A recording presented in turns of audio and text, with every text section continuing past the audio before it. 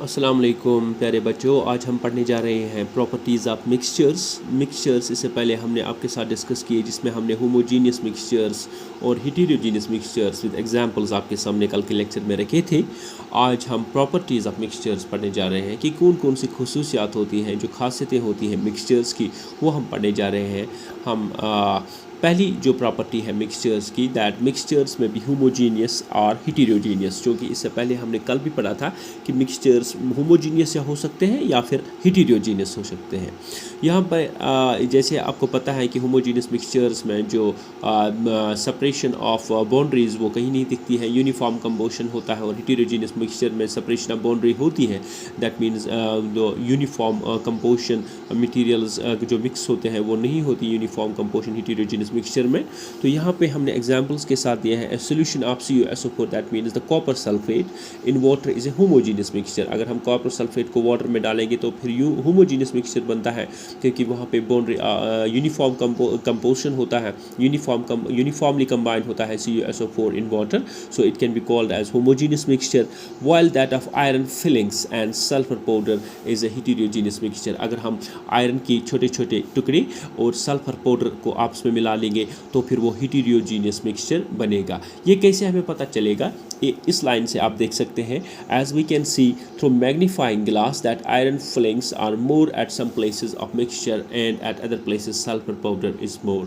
so हमें magnifying glass की मदद से पता चलेगा कि आयरन फिलिंग्स कहीं कहीं पे ज़्यादा होंगी और कहीं कहीं पे सल्फर पाउडर ज़्यादा होगा। ये यकसा नहीं होगा, तो इसकी सूरत में हम ये देख पाते हैं कि आयरन फिलिंग्स और सल्फर पाउडर का जो मिक्सचर है वो हेटेरोजीनियस मिक्सचर है, क्योंकि ये यूनिफॉर्मली मिक्स नहीं है। अदरवाइज जो इससे पहले हमने CuSO4 और वाटर का जो मिक्सचर पाया उसको हमने होमोजीनियस मिक्सचर पाया। So these two examples will simply show the property of the mixture that it can be homogeneous और हेटेरोजीनियस। सिंपल। तो दूसरी चीज़ जो है, जो प्रॉपर्टी है मिक्सचर्स की, the composition of a mixture is variable. क्योंकि मिक्सचर जो है वो दो या दो से ज़्यादा कंपोनेंट से मिलके बना होता है, जो कंपोजिशन होती है मिक्सचर की वो वेरिएबल होती है, वो डिफरेंट होती है। That means it means that the components of a mixture में be present in any proportion by मास।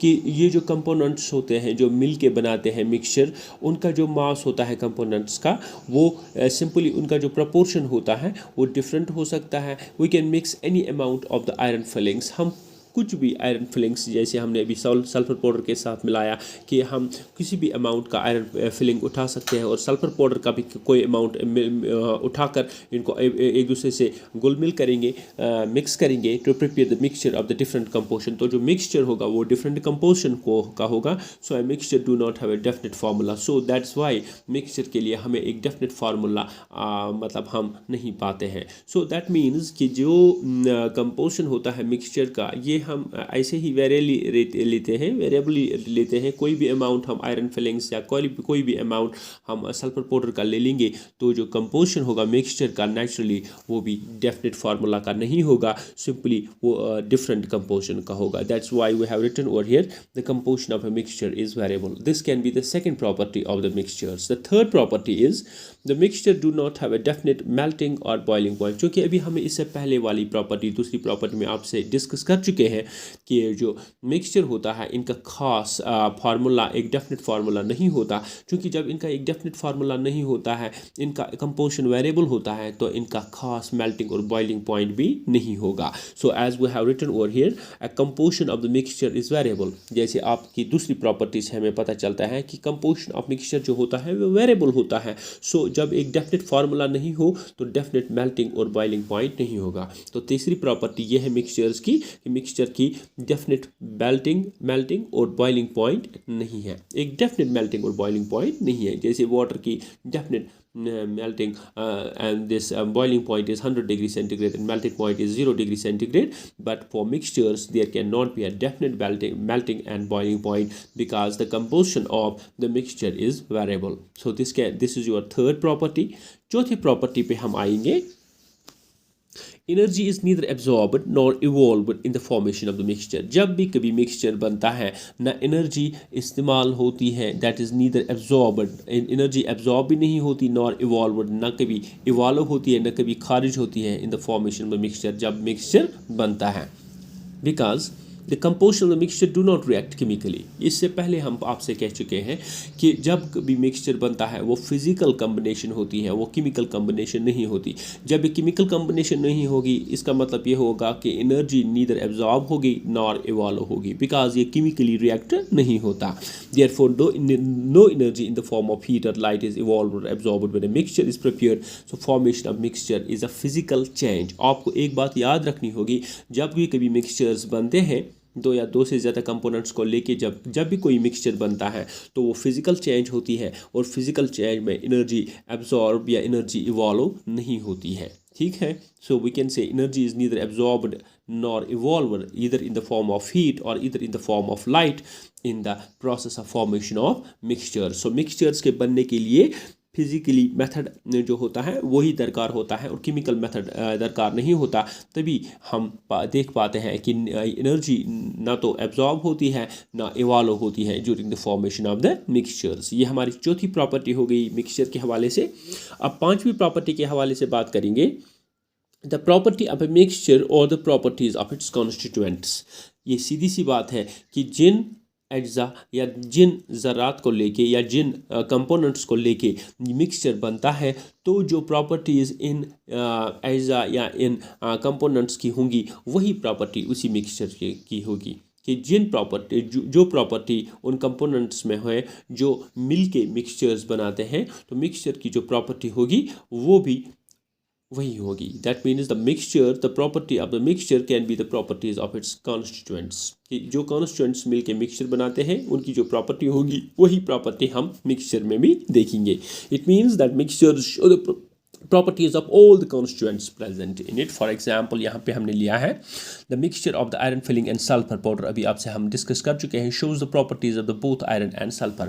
चूँकि आयरन की जो अपनी प्रॉपर्टी है और सल्फर की जो अपनी प्रॉपर्टी है वो दोनों प्रॉपर्टीज़ मिला के हम ये mixture of iron filings and sulphur powder में पाते हैं। This is shown as we added dilute H2SO4। अगर हम डाइल्यूट सल्फ्यूरिक एसिड ऐड करेंगे मिक्सचर को दिस आयरन फिलिंग और कॉपर दिस सल्फर पाउडर के, अगर हम इसमें dilute H2SO4 sulphuric acid add करेंगे तो आयरन रिएक्ट्स विद एसिड, तो आयरन एसिड के साथ रिएक्ट होगा टू इवॉल्व हाइड्रोजन, तो हाइड्रोजन गैस इसमें से बाहर आएगा, दैट्स कंबस्टेबल, वो होगा कलरलेस होगा ऑर्डरलेस होगा एक्स्ट्रा, लिविंग सल्फर अनचेंज्ड, तो सल्फर अनचेंज्ड मतलब रह जाएगा। इसका मतलब यह है कि आयरन फिलिंग्स और सल्फर पाउडर का जो मिक्सचर है अगर हम इसमें डाइल्यूट सल्फ्यूरिक एसिड ऐड करेंगे तो जो आयरन फिलिंग्स हैं वो सिंपली ऐड हो जाएंगे एसिड कंपोनेंट से, तो इससे हाइड्रोजन गैस इवॉल्व होगा। हालांकि जो सल्फर कंपोनेंट है वो सिंपली अनचेंज्ड होगा, उस पर कोई असर नहीं होगा। ठीक है, now if carbon disulphide is added to the above mixture, लेकिन अगर हम कार्बन डाइसल्फाइड ऐड करेंगे इसका आयरन फिलिंग और सल्फर पाउडर के मिक्सचर के साथ, अगर कार्बन डाइसल्फाइड ऐड करेंगे तो sulphur dissolve leaving iron filing unchanged, तो सल्फर डिजॉल्व होगा और आयरन फिलिंग पर असर नहीं होगा। पहले वाले केस में हमने जब हाइड्रोजन सल्फ्यूरिक एसिड को ऐड किया था आयरन फिलिंग और सल्फर पाउडर के मिक्सचर के साथ, तो जो एसिड कंपोनेंट था H2SO4 वो रिएक्ट हो गया था आयरन फिलिंग्स के साथ और हाइड्रोजन गैस इवॉल्व किया था। लेकिन दूसरे कंपोनेंट में जब हमने कार्बन डाइसल्फाइड को ऐड किया था आयरन दिस सल्फर पाउडर और आयरन फिलिंग के मिक्सचर के साथ, तो हमने देखा कि सल्फर यहाँ पे रिएक्ट हुआ था, वो डिजॉल्व हो गया था कार्बन डाइसल्फाइड के साथ और आयरन फिलिंग्स पे इसका कोई असर नहीं हो गया। तो these shows the different properties of the constituents of mixture. Okay, now the last and the sixth property is The constituents of the mixture can be separated by simple physical methods। क्योंकि हमें इससे पहले पता है कि जो mixture formation होती है वो फिजिकल मेथड में होती है, कि फिजिकल मेथड होती है, यहाँ पे कोई एनर्जी न इवॉल्व होती है न एब्जॉर्ब होती है। तो जो कॉन्स्टिट्यूएंट होते हैं मिक्सचर्स के उनको हम कैसे आसान तरीके से सेपरेट कर सकते हैं, इनको हम सिंपली फिजिकल मेथड के मदद से अलग अलग कर सकते हैं। बिकॉज ये जो फॉर्मेशन ऑफ मिक्सचर होता है ये एक फिजिकल चेंज होती है, तो फिजिकल मेथड्स की मदद से ही हम इसको अलग अलग कर सकते हैं, इनके कॉन्स्टिट्यूएंट्स को अलग अलग कर सकते हैं। यहाँ पे हम देख रहे हैं हमने क्या लिखा है, the physical methods used in the separation of the constituent mixtures, और कौन कौन से फिजिकल मेथड्स हमें इस्तेमाल होंगे यहाँ पर सेपरेट करने के लिए ये मिक्सचर के कंपोनेंट्स को पहला है फिल्ट्रेशन, क्योंकि फिल्ट्रेशन जैसे हम देखते हैं कि फिल्ट्रेशन एक अहम फिजिकल मेथड है, ये हम इस्तेमाल कर सकते हैं मिक्सचर के कंपोनेंट्स को अलग अलग करने के लिए। इवापोरेशन एक दूसरा मेथड है, क्योंकि इवापोरेशन जो होता है वो अमल होता है जब कोई भी लिक्विड सिंपली गैसियस स्टेट में तब्दील होता है, लिक्विड स्टेट से गैसियस स्टेट में तब्दील होता है बिलो इट्स बॉइलिंग पॉइंट। तीसरा इंपॉर्टेंट पॉइंट है that's called as sublimation. Sublimation में हम देख पाते हैं कि सॉलिड डायरेक्टली कन्वर्ट होता है वेपर्स में without going to the liquid state, या जो वेपर होता है वो डायरेक्टली कन्वर्ट होता है सॉलिड स्टेट में without going to the liquid state. ये हमने इससे पहले आपसे पढ़ा, वो थर्ड प्रॉपर्टी है सब्लिमेशन। ये भी एक फिजिकल मेथड है, इसकी मदद से भी हम कॉन्स्टिट्यूएंट ऑफ मिक्सचर को अलग अलग कर सकते हैं। फोर्थ वन है दैट्स कॉल्ड एज डिस्टिलेशन, क्योंकि डिस्टिलेशन एक इंपॉर्टेंट मेथड है, फिजिकल मेथड, ये भी आपसे डिस्कस करेंगे बाद में। The next one that's called as extraction with solvents, के एक्सट्रैक्ट कैसे कर सकते हैं सॉल्वेंट को सोल्यूट से। और लास्ट वन है that's called as magnets, how magnets we can use so as to get the iron filings out from the sulphur powder. The magnetism is also been used.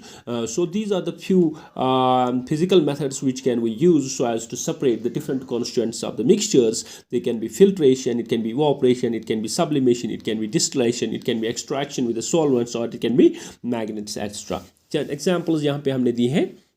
A magnet when moved in a mixture of the iron fillings and the sulfur, iron fillings gets attached to that of the magnet. ये simple सी बात है कि iron filings और sulphur powder के mixture में अगर हम मैग्नेट डालेंगे तो आयरन फिलिंग सिंपली अटैच हो जाएंगे मैग्नेट से, तो सल्फर पाउडर वहीं रह जाएगा। सिंपल सी बात है। Similarly when we add water to a mixture of sand and the sugar, sugar gets dissolved in the water leaving sand behind. तो इसी तरह से अगर हम ऐड करेंगे water mixture of sand and sugar को, अगर सैंड और शुगर के मिक्सचर के साथ ऐड करेंगे वाटर तो सिंपली सैंड वहीं रह जाएगी और शुगर वाटर के साथ डिज़ोल्व हो जाएगा। सो इस तरीके से हमें पता चलता है कि ये जो फिजिकल मेथड है, इस तरीके से हम अलग अलग कॉन्स्टिट्यूएंट्स को अलग अलग कर सकते हैं मिक्सचर के। सो डियर स्टूडेंट्स, आज हमने आपके साथ प्रॉपर्टीज़ ऑफ मिक्सचर्स डिस्कस की, हमने आपके साथ 6 प्रॉपर्टीज़ मिक्सचर्स की डिस्कस की। Thank you.